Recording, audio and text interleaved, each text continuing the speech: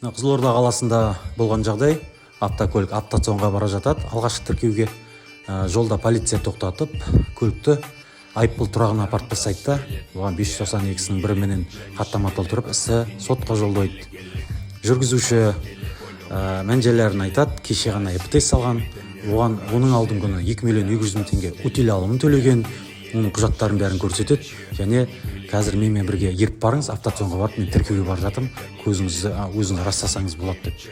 Алайда осы мән-жайларға қарамастан полиция осындай әрекетке барады. Сөйтіп, айыппұл тұрағынан ертесіне алғаннан кейін автокөлікті автоцонға алып барып, тағы да 2 миллион теңге кредит алып, автокөлікті тіркейді.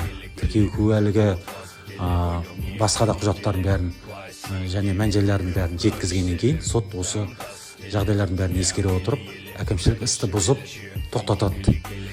Егер де сіздерде дәл осындай жағдайлар болып қалған жағдайда, өздеріңіздің құжаттарыңыздың барлығын ұсына отырып, сотқа жүгінсеңіздер, осылай істі бұзуға болады. Өз құқықтарыңызды сақтай біліңіздер.